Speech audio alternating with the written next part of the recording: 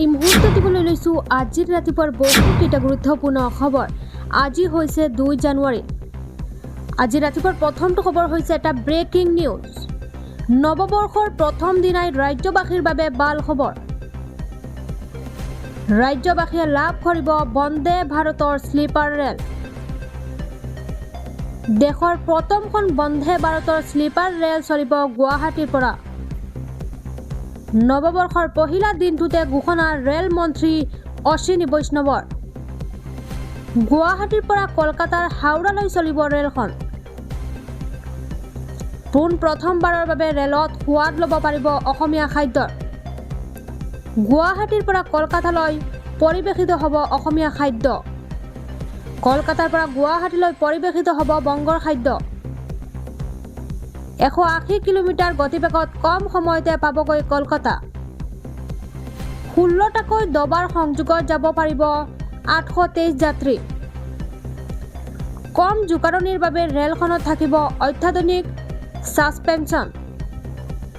গুৱাহাটীৰ পৰা হাওড়ালৈ নিৰ্ধাৰণ টিকটৰ নিৰিখ।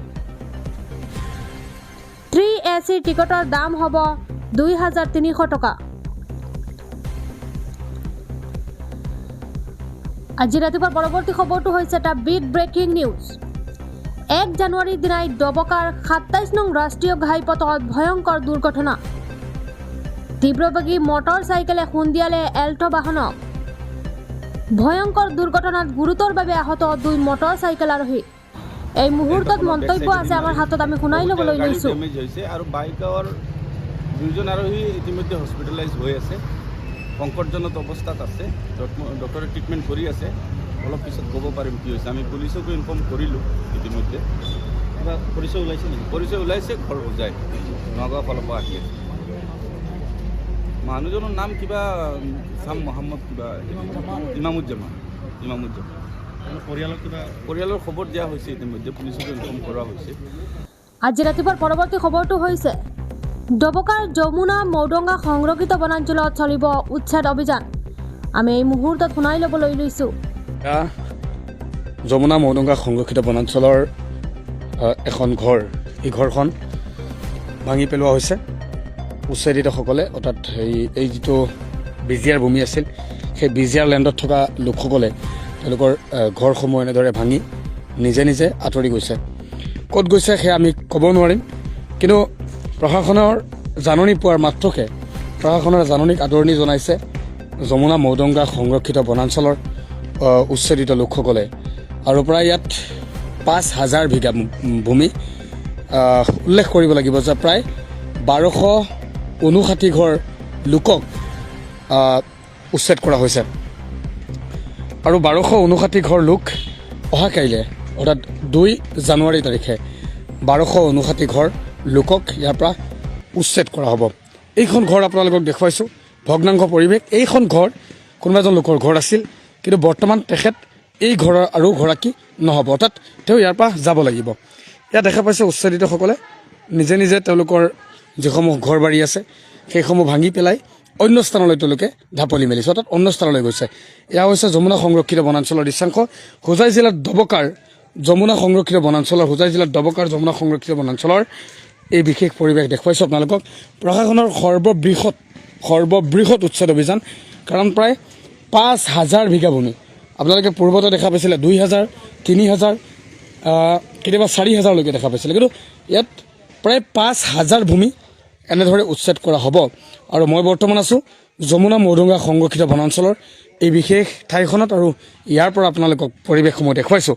অহা কাইলৈ যেতিয়া উচ্ছেদ অভিযান চলিব, সমগ্ৰ পৰিৱেশ, সমগ্ৰ প্ৰতিবেদনসমূহ আপোনালোকক প্ৰত্যেকটো মুহূৰ্ত আপোনালোকক দেখুৱাবৰ কাৰণে যত্ন কৰিম, যথোপৰনাস্তি চেষ্টা কৰিম।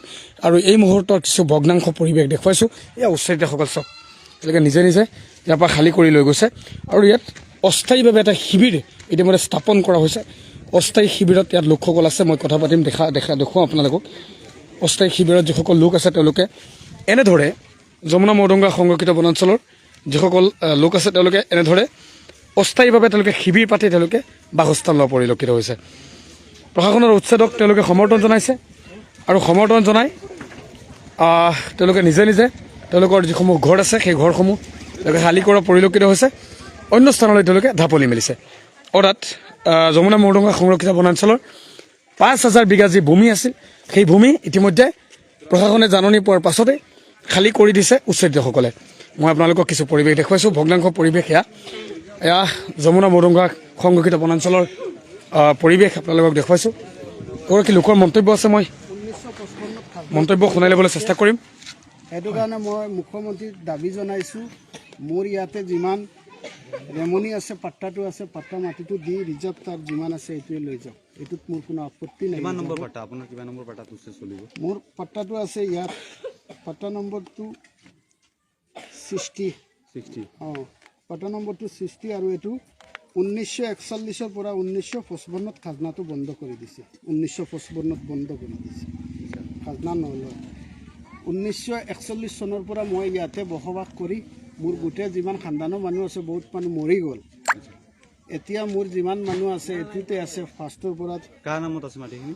মাটিখিনি আছে ইয়াতে, নাম আছে মন্তাজ আলী, পিতাৰ নাম হৈছে এইটো ইন্দ্ৰাজ আলী। ইন্দ্ৰাজ কোন হয়? ইন্দ্ৰাজ আলী মন্তাজ আলী বাবাৰ নাম। এতিয়া আপুনি চৰকাৰক কি আহ্বান জনাব? মই এইটো দাবী জনাইছোঁ, মোৰ মাটিখিনি ইয়াতে দি আৰু ফৰেষ্টত যিমান আছে এইটো লৈ যাওক। ফৰেষ্টৰ লেণ্ডলেছৰ লগত মোৰ মাটিখিনি সোমাই গ'ল। সেইটো কাৰণে আজি উচ্ছেদত অৰ্ডাৰটো দি দিছে। অৰ্ডাৰ পোৱাৰ পাছত আপোনালোকে খালী কৰিছে নে এতিয়াও আছে আপোনালোক? মই এইটো কিবা বয়ত খালী কৰি দিছে, এইটো ভাঙি চিঙি লৈ যাবতো আৰু মাইক দি কিবা এলাউন্স কৰি দিছে ইয়াতে। মানে প্ৰশাসনৰ জাননীক আপোনালোকে সমৰ্থন জনাইছে? হয়, সমৰ্থন জনাইছোঁ। আৰু মই DC ছাৰকো দাবী জনাইছোঁ, ইয়াতে আছে, মই পাত্তাও দিছোঁ। বাকী যিসকল লোক আছে, যিসকল লোকে এতিয়ালৈকে ঘৰত আছে, তেওঁলোকক কি ক'ব বিচাৰিব? ইয়াততো কোনোৱে নাই, চব ওলাই আহিছে। এইটো চৰকাৰক। আপুনি লিখিতভাৱে অভিযোগ দিছিলে নেকি? হয়, মই DC ছাৰক লিখিতভাৱে অভিযোগ দিছোঁ মোৰ 6 বিঘাত। ধন্যবাদ জনাইছোঁ। বিশেষভাৱে এইগৰাকী ব্যক্তিয়ে তেওঁ লিখিত অভিযোগ দাখিল কৰিছিল মাননীয় জিলা উপায়ুক্ত মহোদয়ক। আৰু অসম চৰকাৰকো তেওঁলোকে বাৰে প্ৰতি আবেদন কৰা পৰিলক্ষিত হৈছে। তেওঁলোকে যে ভূমিখিনি তেওঁলোকে উচ্ছেদ হ'ব, তাৰপাছত যাব ক'ত, কি খাব, সেয়াও ইতিমধ্যে জিলা প্ৰশাসনক তেওঁলোকে টানি অনুৰোধ কৰা পৰিলক্ষিত হৈছে। মই আপোনালোকক শেষৰটো ভিজুৱেলছ দেখুৱাইছোঁ আৰু আগলৈ আৰু কিছু দৃশ্যাংশ আপোনালোকক দেখুৱাব।